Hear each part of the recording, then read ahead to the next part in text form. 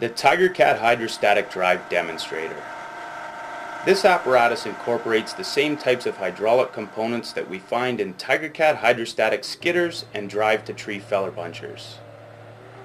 These primary components are a variable displacement piston pump, a variable displacement bent axis motor, a drive pedal assembly, and a low-pressure inline hydraulic oil filter. Here are the fundamental building blocks of a hydrostatic transmission.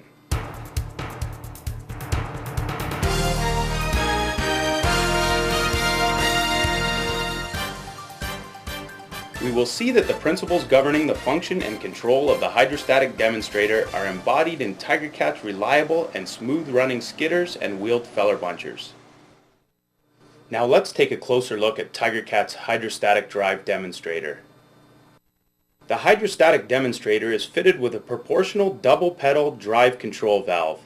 One pedal directs forward machine travel while the other directs reverse travel, exactly as we find in TigerCat skidders and wheeled feller bunchers. The foot pedal valve transmits hydraulic signals to the variable displacement hydraulic pump. The pump, in turn, is connected to the variable displacement hydraulic motor. An inline filter is included to clean oil as it recycles into the pump through the charged circuit. Finally, we have fitted a manually activated disc brake to simulate a load. As we apply the brake, we can see the internal components of the motor respond. This system, composed of hydraulic pump, motor, controls, and filtration element, is referred to as a hydrostatic transmission. All of the components are connected in a closed-loop hydraulic circuit. This means the oil in the system is constantly cycled from the pump to the motor and back again. We can compare this arrangement to an open-loop hydraulic system, where oil flows back to tank before re-entering the circuit. When pressing or releasing the foot pedal, we are altering the displacement of the hydraulic pump and motor. Displacement is the volume of oil that passes through the pump in a single revolution. This quantity of oil is measured in cubic units per revolution. When the operator presses the foot pedal, a hydraulic message is transmitted to the pump's internal controls. These controls set the angle or stroke of the pump's variable swash plate. The angle of the swash plate determines the displacement of the pump. Changing the swash plate angle alters the relative volumes of the pistons as the cylinder block rotates. As with any pump in a closed-loop system, our drive pump is equipped with a charge pump. The charge pump performs three essential functions in the hydrostatic system. It replaces oil lost to lubrication and internal leakage. It supplies pilot oil pressure for control purposes. And it cycles cooling oil through the main pump and motor. Recall that when pressure is applied to the control pedal, the swash plate strokes out of the neutral position by a few degrees. As the pedal is pressed further, the swash plate strokes to a greater degree, increasing the pump's displacement. This output flow is defined as displacement multiplied by revolutions per minute. We see from this mathematical expression that flow rate increases as displacement increases. On the TigerCat hydrostatic demonstrator, the pump reaches maximum displacement when the control pedal is depressed by about 1/3. The process is similar when traveling in reverse, except that the swash plate strokes in the opposite direction. We might now ask where the oil is going as it leaves the pump. Let's look at the hydrostatic demonstrator. We see that the oil is flowing from the pump to the motor. The motor converts this hydraulic energy into mechanical energy, which will drive the machine's wheels. On the demonstrator, a brake disc functions as our drive wheel. We mentioned earlier that the pump is at full stroke after the control pedal is pressed by approximately 1/3. But what about the final 2/3 of the pedal's range? The final 2/3 of foot pedal travel provide precise control of the drive motor displacement angle. Note that the hydraulic pump and motor function on the same principle of variable displacement. In both components, we vary displacement by changing the relative volumes of the pistons in the cylinder block while it is rotating. However, This effect is achieved differently in the motor than it is in the pump. In the case of the bent axis motor, we speak not of swash angle, but rather of displacement angle. This is because the bent axis motor does not actually contain a variable swash plate. Instead, we vary the displacement of the motor pistons by shifting the angle of the entire cylinder block relative to the motor shaft. To achieve this motion, the motor cylinder block is coupled to a lens plate. The lens plate rides on a cradle machined into the motor port plate, which is bolted to the end of the motor case. As the lens plate rides back and forth on the cradle, the angle between the pistons and the motor shaft changes. The hydraulic motor displacement angle determines the speed and torque delivered to the drivetrain at a given level of engine horsepower. We can think of torque as a rotational force exerted on the drivetrain, or we can imagine it more simply as a twisting force placed on a bolt with a wrench. Horsepower equals torque multiplied by speed. At a given level of horsepower, we can have more torque and less speed, or greater speed and less torque. However, we cannot have more speed and more torque because our supply of horsepower is finite. It is limited by the diesel engine in the machine. Note that in the demonstrator, an electric motor serves as our engine. As we reduce the motor displacement angle, less fluid is displaced per revolution and the motor turns faster. Motor speed increases, but torque decreases. If we increase the motor displacement angle, the motor speed drops, but more torque is delivered to the drivetrain.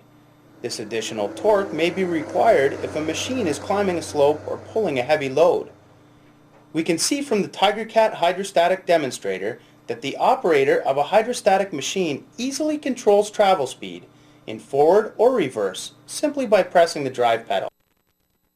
But if the operator controls ground speed with the drive pedal, who or what regulates the torque supplied to the drivetrain?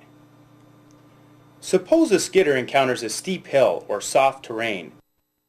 If it were a mechanically driven machine, the operator would have to regulate the level of torque supplied to the drive wheels by shifting gears. This requires some guesswork from the operator. However, in TigerCat's hydrostatic machines, the drive motor automatically adjusts to a greater displacement angle, an action that increases torque. The machine continues to travel uphill without sudden jerking or loss of momentum. Should the machine crest a hill and proceed down a grade, the inherent dynamic braking effect of the hydrostatic drive eliminates the need for manual braking in most situations.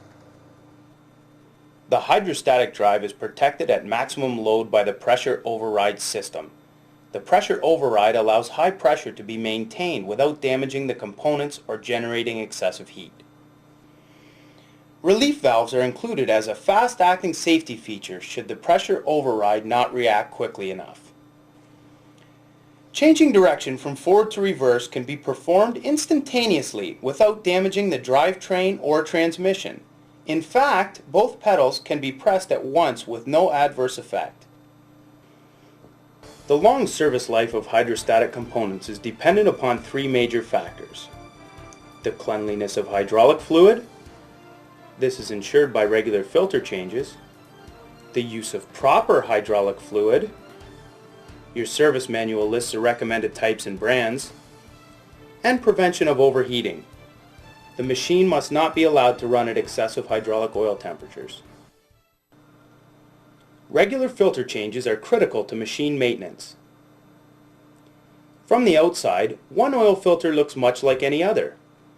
To determine the true quality of a filter, we must look inside. Lower quality filter elements are constructed of unsupported cellulose media. This is a flexible cardboard-like material. Cellulose filter surfaces are inconsistent at the microscopic level and tend to interrupt natural oil flow to an undesirable degree.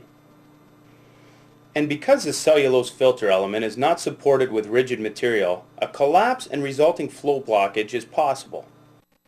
TigerCat's synthetic filters are designed to provide more efficient filtration than cellulose types. Unlike some of their counterparts, TigerCat filter elements are supported with a rigid mesh material, reducing the possibility of internal collapse and potential flow blockage. Choosing the best filter is extremely important. Low-quality filters actually increase oil contamination. Oil coolers and radiators should be well maintained to ensure that adequate heat exchange occurs. Radiators must be filled with proper coolant, not dirty water obtained from streams or ponds. Now that we understand how a hydrostatic transmission works, we are left with some practical questions. Why is a hydrostatic transmission useful? How does a hydrostatic drive make a more productive skidder? A hydrostatic machine is very easy to control and maneuver because the operator has an infinite range of speed ratios available. He can speed up, slow down, or change direction quickly and easily at the touch of a pedal. No gear shifting is required. This fine hydrostatic control reduces operator fatigue and makes logging safer. The hydrostatic machine runs smoothly uphill or through difficult terrain. When horsepower reaches a maximum, the drive motors adjust themselves to offer increased torque. This response prevents wheel spin, reduces sight disturbance, and increases tire life. A hydrostatic skidder is easy to operate and friendly to the environment. Machine travel stops automatically as the drive pedal is released. We refer to this effect as hydrostatic braking. Hydrostatic braking virtually eliminates the need for conventional brake maintenance and reduces the risk of freewheeling. An important safety consideration when operating around other equipment in the woods or at the landing site. Recall that wheel speed is controlled with the drive pedals. However, the engine runs at a constant throttle speed set by the operator regardless of wheel speed. Constant engine speed translates to longer engine and component life. Full hydraulic power is always available for all machine functions. The hydrostatic design permits flexibility in engine orientation since there is no mechanical drive shaft between the engine and drive motors. Unlike a mechanical drive shaft, hydraulic hoses are flexible. This flexibility allows the hydraulic motor to be situated anywhere in the machine. TigerCat's reversed engine orientation offers several benefits. The main pumps are located at the front of the skidder for easy access. The weight of the engine and pumps is distributed closer to the front of the skidder, improving performance and overall stability. The heat exchangers and fan are well protected just forward of the cab. Cool air is filtered through inlet screens before reaching the heat exchangers and engine. The TigerCat Hydrostatic Demonstrator. This simple device incorporates the fundamental components of a hydrostatic transmission: variable displacement pump and motor, control pedal and filter. These are the building blocks that help us achieve infinitely variable speed control, fine maneuverability, dynamic braking, maximum power across speed range, increased engine life, better layout and weight distribution, reduced sight disturbance, ease of serviceability. Hydrostatic drive technology, working for you in the woods. TigerCat, tough, reliable, productive.